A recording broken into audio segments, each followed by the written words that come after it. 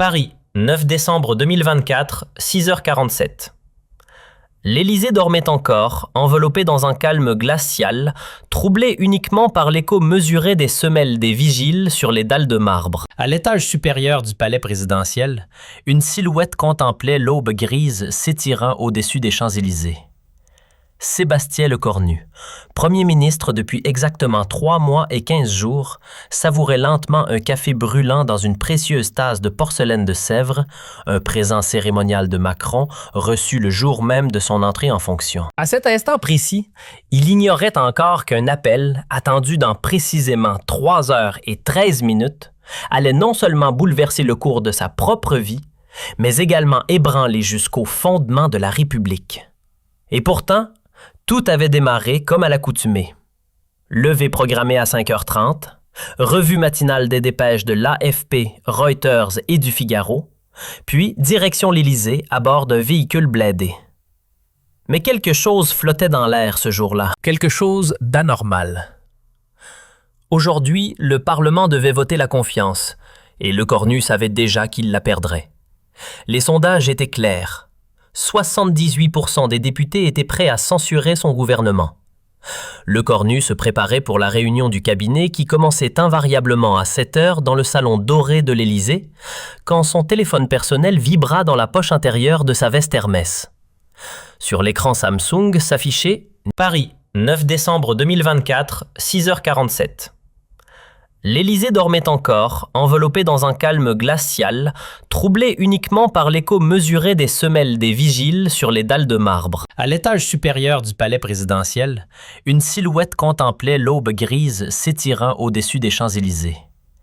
Sébastien Lecornu, premier ministre depuis exactement 3 mois et 15 jours, savourait lentement un café brûlant dans une précieuse tasse de porcelaine de Sèvres, un présent cérémonial de Macron reçu le jour même de son entrée en fonction. À cet instant précis, il ignorait encore qu'un appel, attendu dans précisément 3h13, allait non seulement bouleverser le cours de sa propre vie, mais également ébranler jusqu'au fondement de la République. Et pourtant, tout avait démarré comme à l'accoutumée. Levé programmé à 5h30, revue matinale des dépêches de l'AFP, Reuters et du Figaro, puis direction l'Élysée à bord d'un véhicule blindé. Mais quelque chose flottait dans l'air ce jour-là, quelque chose d'anormal. Aujourd'hui, le Parlement devait voter la confiance, et Lecornu savait déjà qu'il la perdrait. Les sondages étaient clairs. 78% des députés étaient prêts à censurer son gouvernement. Lecornu se préparait pour la réunion du cabinet qui commençait invariablement à 7h dans le salon doré de l'Élysée, quand son téléphone personnel vibra dans la poche intérieure de sa veste Hermès. Sur l'écran Samsung s'affichait « Numéro inconnu ». Dans des circonstances normales, et selon le protocole de sécurité qu'on lui avait enseigné, il n'aurait jamais répondu à de tels appels. Et ce matin-là, il avait un sentiment étrange, viscéral, comme s'il attendait cet appel depuis des semaines. « Allô ?» dit-il de sa voix fatiguée mais immédiatement attentive. La voix qui venait de l'autre côté était familière, mais il n'arrivait pas à l'identifier. Une voix d'homme âgé d'environ 50 ans, avec un léger accent du sud-ouest. « Monsieur le Premier ministre, Lecornu, j'ai quelque chose de très important à vous dire. J'ai des informations qui pourraient radicalement changer la décision que vous vous apprêtez à prendre dans 3h13 exactement. » Le pouls de Lecornu accéléra instantanément.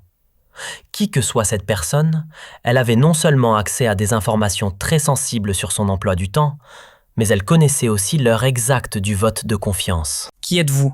Que voulez-vous? Comment avez-vous eu ce numéro? »« Qui je suis n'est pas important pour le moment, monsieur le Premier ministre.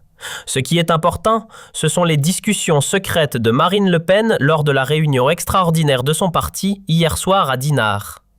Elle sait quelque chose sur vous que vous ne savez pas encore.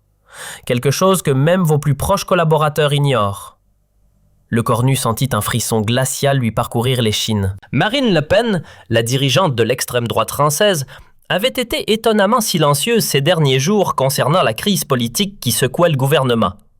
Cela ne lui ressemblait absolument pas. D'habitude, elle était la première à monter au créneau, à dénoncer, à attaquer. Ce silence était suspect. Continuez, je vous écoute, dit le cornu. Sa voix maintenant plus ferme, plus contrôlée. Monsieur le Premier ministre, savez-vous vraiment pourquoi le président Emmanuel Macron vous a nommé à ce poste il y a exactement 3 mois et 15 jours? Ce n'était pas à cause de vos compétences remarquables en tant qu'ancien ministre de la Défense, bien qu'elles soient indéniables et reconnues par tous. Ce n'était pas non plus à cause de votre loyauté légendaire envers sa personne. C'était parce qu'il savait, avec une précision chirurgicale, que cette crise politique majeure arriverait exactement à cette période. Cette révélation frappa le cornu comme un coup de masse. Il se souvenait parfaitement de cette conversation avec Macron dans le bureau présidentiel, de la façon dont le président l'avait regardé avec une expression qu'il n'arrivait pas à comprendre à l'époque. Il y avait quelque chose dans ses yeux. Quelque chose qui ressemblait à de la culpabilité. « Qu'est-ce que vous voulez dire exactement ?» demanda le cornu, sa main libre agrippant le rebord de son bureau en acajou. « Je veux dire que votre nomination n'était pas un honneur mérité, monsieur le cornu. C'était un sacrifice planifié, calculé, organisé. Emmanuel Macron vous a placé à ce poste en sachant parfaitement que vous seriez le bouc émissaire de cette crise. Vous êtes l'agneau sacrificiel de l'Élysée. » Les mains de Le Cornu se mirent à trembler légèrement. Il regarda l'horloge suisse accrochée au mur de son bureau. Dans exactement 3 heures et 8 minutes, il devait faire face au Parlement pour le vote de confiance. Un vote qu'il était absolument certain de perdre selon tous les décomptes, tous les sondages, toutes les analyses politiques. « Prouvez-moi ce que vous affirmez » demanda Le Cornu. Sa voix maintenant plus dure, plus exigeante. Vérifiez votre boîte électronique professionnelle dans exact... Paris, 9 décembre 2024, 6h47. L'Élysée dormait encore, enveloppé dans un calme glacial, troublé uniquement par l'écho mesuré des semelles des vigiles sur les dalles de marbre. À l'étage supérieur du palais présidentiel, une silhouette contemplait l'aube grise s'étirant au-dessus des Champs-Élysées. Sébastien Lecornu, Premier ministre depuis exactement 3 mois et 15 jours, savourait lentement un café brûlant dans une précieuse tasse de porcelaine de Sèvres, un présent cérémonial de Macron reçu le jour même de son entrée en fonction. À cet instant précis, il ignorait encore qu'un appel, attendu dans précisément 3 heures et 13 minutes, allait non seulement bouleverser le cours de sa propre vie, mais également ébranler jusqu'au fondement de la République. Et pourtant, tout avait démarré comme à l'accoutumée. Paris, 9 décembre 2024, 6h47. L'Élysée dormait encore, enveloppé dans un calme glacial, troublé uniquement par l'écho mesuré des semelles des vigiles sur les dalles de marbre. À l'étage supérieur du palais présidentiel, une silhouette contemplait l'aube grise s'étirant au-dessus des Champs-Élysées. Sébastien Lecornu, Premier ministre depuis exactement 3 mois et 15 jours, savourait lentement un café brûlant dans une précieuse tasse de porcelaine de Sèvres, un présent cérémonial de Macron reçu le jour même de son entrée en fonction. À cet instant précis, il ignorait encore qu'un appel, attendu dans précisément 3 heures et 13 minutes, allait non seulement bouleverser le cours de sa propre vie, mais également ébranler jusqu'au fondement de la République. Et pourtant, tout avait démarré comme à l'accoutumée.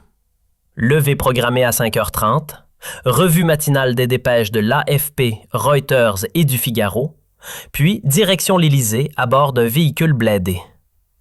Mais quelque chose flottait dans l'air ce jour-là, quelque chose d'anormal.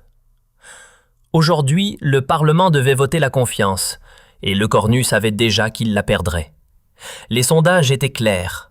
78% des députés étaient prêts à censurer son gouvernement. Lecornu se préparait pour la réunion du cabinet qui commençait invariablement à 7h dans le salon doré de l'Élysée, quand son téléphone personnel vibra dans la poche intérieure de sa veste Hermès. Sur l'écran Samsung s'affichait « Numéro inconnu ». Dans des circonstances normales, et selon le protocole de sécurité qu'on lui avait enseigné, il n'aurait jamais répondu à de tels appels. Et ce matin-là, il avait un sentiment étrange, viscéral, comme s'il attendait cet appel depuis des semaines. « Allô ?» dit-il de sa voix fatiguée mais immédiatement attentive. La voix qui venait de l'autre côté était familière, mais il n'arrivait pas à l'identifier. Une voix d'homme âgé d'environ 50 ans, avec un léger accent du sud-ouest. « Monsieur le Premier ministre, Lecornu, j'ai quelque chose de très important à vous dire. J'ai des informations qui pourraient radicalement changer la décision que vous vous apprêtez à prendre dans 3 heures et 13 minutes exactement. Le pouls de Lecornu accéléra instantanément. Qui que soit cette personne, elle avait non seulement accès à des informations très sensibles sur son emploi du temps, mais elle connaissait aussi l'heure exacte du vote de confiance. Qui êtes-vous? Que voulez-vous? Comment avez-vous eu ce numéro? Qui je suis n'est pas important pour le moment, Monsieur le Premier ministre. Ce qui est important, ce sont les discussions secrètes de Marine Le Pen lors de la réunion extraordinaire de son parti hier soir à Dinard. Elle sait quelque chose sur vous que vous ne savez pas encore. Quelque chose que même vos plus proches collaborateurs ignorent. Lecornu sentit un frisson glacial lui parcourir l'échine. Marine Le Pen, la dirigeante de l'extrême droite française, avait été étonnamment silencieuse ces derniers jours concernant la crise politique qui secouait le gouvernement. Cela ne lui ressemblait absolument pas. D'habitude, elle était la première à monter au créneau, à dénoncer, à attaquer. Ce silence était suspect. « Continuez, je vous écoute », dit Lecornu. Sa voix, maintenant plus ferme, plus contrôlée. « Monsieur le Premier ministre, savez-vous vraiment pourquoi le président Emmanuel Macron vous a nommé à ce poste il y a exactement 3 mois et 15 jours? Ce n'était pas à cause de vos compétences remarquables en tant qu'ancien ministre de la Défense, bien qu'elles soient indéniables et reconnues par tous. Ce n'était pas non plus à cause de votre loyauté légendaire envers sa personne. C'était parce qu'il savait, avec une précision chirurgicale, que cette crise politique majeure arriverait exactement à cette période. Cette révélation frappa Lecornu comme un coup de masse. Il se souvenait parfaitement de cette conversation avec Macron dans le bureau présidentiel, de la façon dont le président l'avait regardé avec une expression qu'il n'arrivait pas à comprendre à l'époque. Il y avait quelque chose dans ses yeux, quelque chose qui ressemblait à de la culpabilité. « Qu'est-ce que vous voulez dire exactement ?» demanda Lecornu, sa main libre agrippant le rebord de son bureau en acajou. « Je veux dire que votre nomination n'était pas un honneur mérité, Monsieur Lecornu. C'était un sacrifice planifié, calculé, organisé. Emmanuel Macron vous a placé à ce poste en sachant parfaitement que vous seriez le bouc émissaire de cette crise. Vous êtes l'agneau sacrificiel de l'Élysée. » Les mains de Lecornu se mirent à trembler légèrement. Il regarda l'horloge suisse accrochée au mur de son bureau. Dans exactement 3 heures et 8 minutes, il devait faire face au Parlement pour le vote de confiance. Un vote qu'il était absolument certain de perdre selon tous les décomptes, tous les sondages, toutes les analyses politiques. « Prouvez-moi ce que vous affirmez », demanda Lecornu. Sa voix maintenant plus dure, plus exigeante. « Vérifiez votre boîte électronique professionnelle dans exactement 5 minutes, Monsieur le Premier ministre. Vous y trouverez l'enregistrement intégral de la conversation entre Emmanuel Macron et son conseiller spécial Alexis Kohler, qui a eu lieu la semaine précédant votre nomination dans le bureau présidentiel le 2 septembre à 20h. Écoutez-le très attentivement. Chaque mot compte. » La ligne se coupa brutalement. Lecornu resta là, le téléphone Samsung à la main, fixant l'écran noir qui reflétait son visage inquiet. Son cœur battait si fort qu'il pouvait l'entendre bourdonner dans ses oreilles. Qui était cette personne mystérieuse? Comment avait-elle accès à de telles informations ultra confidentielles? Et surtout, disait-elle la vérité? 5 minutes plus tard, exactement comme promis, un courriel arriva dans sa boîte de réception sécurisée du gouvernement. L'expéditeur était une adresse cryptée qu'il ne reconnaissait absolument pas. XX Proton Mail et quelque chose comme Kimplit. Il cliqua sur la pièce jointe audio avec des mains qui tremblaient maintenant visiblement. La voix familière d'Emmanuel Macron résonna dans ses écouteurs Bose. « Alexis, nous avons un problème majeur qui va éclater dans les 3 prochains mois. La crise économique va s'amplifier, les manifestations vont reprendre et l'opposition va nous attaquer de toutes parts. Nous avons besoin de quelqu'un de loyal, mais sacrifiable pour le poste de Premier ministre. Quelqu'un que nous pourrons facilement blâmer quand les choses tourneront mal. » Sébastien, Paris, 9 décembre 2024, 6h47. L'Élysée dormait encore, enveloppé dans un calme glacial, troublé uniquement par l'écho mesuré des semelles des vigiles sur les dalles de marbre. À l'étage supérieur du palais présidentiel, une silhouette contemplait l'aube grise s'étirant au-dessus des Champs-Élysées.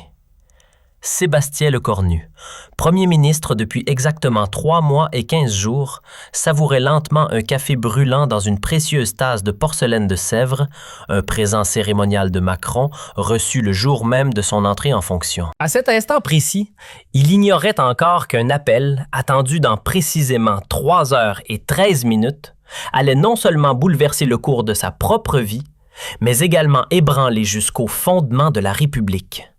Et pourtant, tout avait démarré comme à l'accoutumée. Paris, 9 décembre 2024, 6h47. L'Élysée dormait encore, enveloppé dans un calme glacial, troublé uniquement par l'écho mesuré des semelles des vigiles sur les dalles de marbre. À l'étage supérieur du palais présidentiel, une silhouette contemplait l'aube grise s'étirant au-dessus des Champs-Élysées. Sébastien Lecornu, Premier ministre depuis exactement 3 mois et 15 jours, savourait lentement un café brûlant dans une précieuse tasse de porcelaine de Sèvres, un présent cérémonial de Macron reçu le jour même de son entrée en fonction. À cet instant précis, il ignorait encore qu'un appel, attendu dans précisément 3 heures et 13 minutes, allait non seulement bouleverser le cours de sa propre vie, mais également ébranler jusqu'au fondement de la République. Et pourtant, tout avait démarré comme à l'accoutumée. Levée programmée à 5h30, revue matinale des dépêches de l'AFP, Reuters et du Figaro, puis direction l'Élysée à bord d'un véhicule blindé. Mais quelque chose flottait dans l'air ce jour-là. Quelque chose d'anormal. Aujourd'hui, le Parlement devait voter la confiance, et Lecornu savait déjà qu'il la perdrait. Les sondages étaient clairs. 78% des députés étaient prêts à censurer son gouvernement. Lecornu se préparait pour la réunion du cabinet qui commençait invariablement à 7h dans le salon doré de l'Élysée, quand son téléphone personnel vibra dans la poche intérieure de sa veste Hermès. Sur l'écran Samsung s'affichait « Numéro inconnu ». Dans des circonstances normales, et selon le protocole de sécurité qu'on lui avait enseigné, il n'aurait jamais répondu à de tels appels. Et ce matin-là, il avait un sentiment étrange, viscéral, comme s'il attendait cet appel depuis des semaines. « Allô ?» dit-il de sa voix fatiguée mais immédiatement attentive. La voix qui venait de l'autre côté était familière, mais il n'arrivait pas à l'identifier. Une voix d'homme âgé d'environ 50 ans, avec un léger accent du sud-ouest. « Monsieur le Premier ministre, Lecornu, j'ai quelque chose de très important à vous dire. J'ai des informations qui pourraient radicalement changer la décision que vous vous apprêtez à prendre dans 3 heures et 13 minutes exactement. » Le pouls de Lecornu accéléra instantanément. Qui que soit cette personne, elle avait non seulement accès à des informations très sensibles sur son emploi du temps, mais elle connaissait aussi l'heure exacte du vote de confiance. « Qui êtes-vous? Que voulez-vous? Comment avez-vous eu ce numéro? » « Qui je suis n'est pas important pour le moment, Monsieur le Premier ministre. Ce qui est important, ce sont les discussions secrètes de Marine Le Pen lors de la réunion extraordinaire de son parti hier soir à Dinard. Elle sait quelque chose sur vous que vous ne savez pas encore. Quelque chose que même vos plus proches collaborateurs ignorent. » Lecornu sentit un frisson glacial lui parcourir l'échine. Marine Le Pen, la dirigeante de l'extrême droite française, avait été étonnamment silencieuse ces derniers jours concernant la crise politique qui secouait le gouvernement. Cela ne lui ressemblait absolument pas. D'habitude, elle était la première à monter au créneau, à dénoncer, à attaquer. Ce silence était suspect. « Continuez, je vous écoute », dit Lecornu. Sa voix, maintenant plus ferme, plus contrôlée. « Monsieur le Premier ministre, savez-vous vraiment pourquoi le président Emmanuel Macron vous a nommé à ce poste il y a exactement 3 mois et 15 jours ? Ce n'était pas à cause de vos compétences remarquables en tant qu'ancien ministre de la Défense, bien qu'elles soient indéniables et reconnues par tous. Ce n'était pas non plus à cause de votre loyauté légendaire envers sa personne. C'était parce qu'il savait, avec une précision chirurgicale, que cette crise politique majeure arriverait exactement à cette période. Cette révélation frappa Lecornu comme un coup de masse. Il se souvenait parfaitement de cette conversation avec Macron dans le bureau présidentiel, de la façon dont le président l'avait regardé avec une expression qu'il n'arrivait pas à comprendre à l'époque. Il y avait quelque chose dans ses yeux, quelque chose qui ressemblait à de la culpabilité. « Qu'est-ce que vous voulez dire exactement ?» demanda Lecornu, sa main libre agrippant le rebord de son bureau en acajou. « Je veux dire que votre nomination n'était pas un honneur mérité, monsieur Lecornu. C'était un sacrifice planifié, calculé, organisé. Emmanuel Macron vous a placé à ce poste en sachant parfaitement que vous seriez le bouc émissaire de cette crise. Vous êtes l'agneau sacrificiel de l'Élysée. Les mains de Lecornu se mirent à trembler légèrement. Il regarda l'horloge suisse accrochée au mur de son bureau. Dans exactement 3 heures et 8 minutes, il devait faire face au Parlement pour le vote de confiance. Un vote qu'il était absolument certain de perdre selon tous les décomptes, tous les sondages, toutes les analyses politiques. « Prouvez-moi ce que vous affirmez », demanda Lecornu. Sa voix maintenant plus dure, plus exigeante. « Vérifiez votre boîte électronique professionnelle dans exactement 5 minutes, Monsieur le Premier ministre. Vous y trouverez l'enregistrement intégral de la conversation entre Emmanuel Macron et son conseiller spécial Alexis Kohler, qui a eu lieu la semaine précédant votre nomination dans le bureau présidentiel le 2 septembre à 20h. Écoutez-le très attentivement. Chaque mot compte. » La ligne se coupa brutalement. Lecornu resta là, le téléphone Samsung à la main, fixant l'écran noir qui reflétait son visage inquiet. Son cœur battait si fort qu'il pouvait l'entendre bourdonner dans ses oreilles. Qui était cette personne mystérieuse? Comment avait-elle accès à de telles informations ultra confidentielles? Et surtout, disait-elle la vérité? 5 minutes plus tard, exactement comme promis, un courriel arriva dans sa boîte de réception sécurisée du gouvernement. L'expéditeur était une adresse cryptée qu'il ne reconnaissait absolument pas. XX Proton Mail et quelque chose comme Kimplit. Il cliqua sur la pièce jointe audio avec des mains qui tremblaient maintenant visiblement. La voix familière d'Emmanuel Macron résonna dans ses écouteurs Bose. « Alexis, nous avons un problème majeur qui va éclater dans les 3 prochains mois. La crise économique va s'amplifier, les manifestations vont reprendre et l'opposition va nous attaquer de toutes parts. Nous avons besoin de quelqu'un de loyal, mais sacrifiable pour le poste de Premier ministre. Quelqu'un que nous pourrons facilement blâmer quand les choses tourneront mal. Sébastien Lecornu est parfait pour ce rôle. » La voix d'Alexis Kohler répondit avec une certaine hésitation. « Monsieur le Président, n'est-ce pas un peu cruel? Lecornu vous a toujours été fidèle depuis le début de votre mandat. Il vous a soutenu dans tous vos choix, même les plus controversés. La politique n'est pas un jeu d'enfants, Alexis. Ce n'est pas un concours de popularité ou un club de gentlemen. Parfois, nous devons sacrifier nos amis les plus proches pour sauver le système, pour préserver l'État. Lecornu comprendra éventuellement. Et s'il ne comprend pas, eh bien, ce sera son problème. Mais, Monsieur le Président, cela signifie que nous sommes en train de manipuler un homme de confiance. Nous ne manipulons personne, Alexis. Nous faisons de la politique. Nous protégeons la République. Et parfois, cela demande des sacrifices. Lecornu aura eu l'honneur d'être Premier ministre de France pendant quelques mois. C'est déjà plus que ce que la plupart des politiciens peuvent espérer dans leur carrière. Lecornu retira ses écouteurs d'un geste brusque, ses mains tremblant maintenant de rage pure et de sentiment de trahison absolue. 3 mois de travail acharné, 18 heures par jour. 3 mois de loyauté absolue et aveugle. 3 mois à défendre les politiques de Macron, même quand il avait des doutes personnels, même quand sa conscience lui dictait le contraire. Tout cela n'était qu'un mensonge élaboré, une manipulation sordide, une trahison calculée. Il se leva de son fauteuil ministériel et commença à faire les 100 pas dans son bureau, ses chaussures italiennes claquant sur le parquet de Versailles. La colère montait en lui comme une marée noire. Comment avait-il pu être aussi naïf? Comment avait-il pu faire confiance à Macron à ce point? Il regarda à nouveau l'horloge. Dans moins de 3 heures, il devait faire face au Parlement, aux caméras, aux journalistes, à la France entière. Mais maintenant, absolument tout avait changé. Il n'était plus le Premier ministre loyal qui allait accepter sa défaite avec dignité et élégance.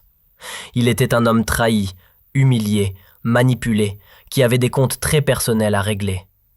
Son téléphone officiel sonna. L'écran affichait « Président de la République Emmanuel Macron en personne ». « Sébastien, mon cher ami, êtes-vous prêt pour ce matin? Je sais que ce sera difficile. Je sais que c'est une épreuve terrible. Mais rappelez-vous que nous sommes dans le même bateau.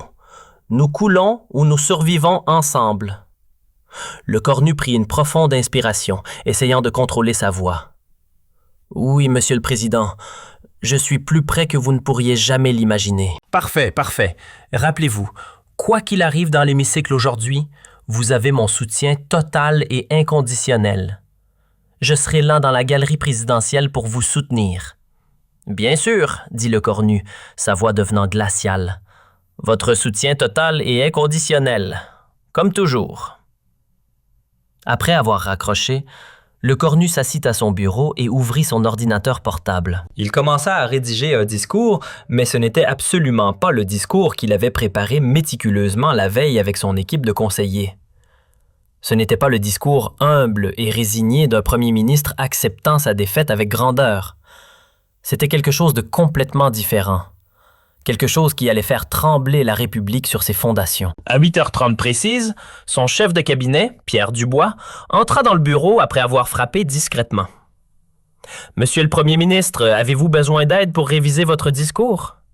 Les services de communication sont à votre disposition pour les derniers ajustements. » Le cornu leva lentement les yeux de son écran d'ordinateur. « Pierre, dites-moi, depuis combien de temps exactement travaillez-vous pour moi? » Depuis votre nomination, Monsieur le Premier ministre, 3 mois et 15 jours. Et avant cela, quelle était votre fonction précédente? Pierre sembla légèrement mal à l'aise. J'étais au cabinet personnel du président Macron, monsieur. Exactement. Le cornu se leva et se dirigea vers la grande fenêtre qui donnait sur les jardins de l'Élysée. Dites-moi, Pierre, y a-t-il autre chose que je devrais savoir? D'autres petits détails intéressants que le président vous a personnellement demandé de garder pour vous? D'autres instructions confidentielles? Pierre pâlit visiblement, ses mains commençant à trembler légèrement. Monsieur le Premier ministre, je ne suis vraiment pas sûr de comprendre ce que vous voulez dire. Oh, je pense que vous comprenez parfaitement bien. Le cornu se tourna vers lui, ses yeux brillants d'une colère froide. Vous pouvez aller dire à votre véritable patron, le président, que son petit plan si bien orchestré vient de subir une modification majeure. Je ne serai pas le bouc émissaire docile qu'il espérait. Je ne serai pas l'agneau que l'on mène à l'abattoir en silence. Monsieur le Premier ministre, je vous assure que sortez immédiatement de mon bureau, Pierre, et allez dire à Emmanuel Macron qu'il va avoir une surprise désagréable ce matin. Une surprise qu'il n'oubliera jamais. Une fois seul dans son bureau, le cornu continua à écrire son nouveau discours. Il savait parfaitement que ce qu'il s'apprêtait à faire détruirait définitivement sa carrière politique, qu'il ne pourrait jamais revenir en arrière, mais il s'en fichait complètement. Après 3 mois de manipulation cynique et de mensonges calculés, il était temps de dire enfin la vérité, toute la vérité. À 9h45, exactement 15 minutes avant le vote de confiance décisif, le cornu reçut un autre appel de la même voix mystérieuse. Monsieur le Premier ministre, j'espère sincèrement que vous avez pris le temps d'écouter attentivement l'enregistrement que je vous ai envoyé. Oui, je l'ai écouté. Maintenant, dites-moi qui vous êtes vraiment, demanda le cornu avec une détermination nouvelle. Je suis quelqu'un qui croit encore que le peuple français mérite de connaître la vérité sur ses dirigeants. Je suis quelqu'un qui en a assez de voir des hommes intègres et honnêtes être utilisés comme de vulgaires pions sur les échiquiers politiques. Je suis quelqu'un qui pense que la démocratie mérite mieux que ces petits jeux sordides. Pourquoi m'aidez-vous? Qu'est-ce que vous y gagnez? Parce que vous avez encore le choix, monsieur le cornu. Un choix que beaucoup d'hommes politiques n'ont plus. Vous pouvez soit jouer docilement le rôle pathétique que Macron vous a assigné, soit dire courageusement la vérité au peuple français. Qu'allez-vous choisir? Alors j'ai encore quelque chose d'absolument crucial pour vous. Dans exactement 10 minutes, vous recevrez un autre courriel dans votre boîte de réception. Cette fois, c'est l'enregistrement complet de la conversation secrète entre Emmanuel Macron et Marine Le Pen qui a eu lieu hier soir à 23h, demanda le cornu, sentant son estomac se nouer. Le genre d'accord qui garantit que Marine Le Pen ne présente pas de motion de censure contre vous aujourd'hui, en échange de certaines concessions très précises sur les politiques d'immigration et de sécurité intérieure. Macron vous sacrifie publiquement, mais il s'assure aussi secrètement que son gouvernement ne tombe pas complètement. Vous êtes le sacrifice, mais le système survit. Le téléphone se tut, et le cornu resta là, complètement stupéfait. Macron et Le Pen, un accord secret. C'était au-delà de tout ce qu'il avait pu imaginer dans ses pires cauchemars politiques. 10 minutes plus tard, exactement comme promis, le courriel arriva. Cette fois, l'enregistrement était plus court, mais infiniment plus révélateur et choquant. La voix de Macron, fatiguée mais déterminée. « Marine, nous avons absolument besoin de votre coopération pour la journée de demain. L'avenir de la stabilité politique en dépend. » Le Pen, froide et calculatrice. Et en échange de cette coopération, qu'est-ce que j'obtiens concrètement? En échange, nous nous engageons à discuter sérieusement de certaines de vos propositions sur l'immigration européenne et les contrôles aux frontières. Des discussions officielles, pas des promesses en l'air. Et qu'est-ce qui arrive à Le Cornu dans tout ça? Le Cornu sera sacrifié publiquement, exactement comme nous en avons convenu la semaine dernière. Vous aurez votre victoire symbolique très médiatisée. Vous pourrez dire à vos électeurs que vous avez fait tomber le gouvernement Macron, mais le système de gouvernement survivra. Tout le monde y gagne. Parfait. Dans ce cas, le Rassemblement national s'abstiendra lors du vote de confiance. Nous ne voterons ni pour ni contre. Cela vous donne la majorité nécessaire pour survivre. Merci Marine, c'est exactement ce dont nous avions besoin. Le Cornu ferma brutalement son ordinateur portable, la colère le submergeant complètement. Non seulement Macron l'avait trahi de la façon la plus cynique possible, mais il avait aussi fait un marché sordide avec l'extrême droite. Tout cela dans son dos, tout cela en utilisant sa loyauté et sa confiance comme monnaie d'échange politique. Il regarda l'horloge murale. Exactement 2 minutes avant d'entrer dans l'hémicycle de l'Assemblée nationale. 2 minutes avant de changer définitivement l'histoire politique de la France.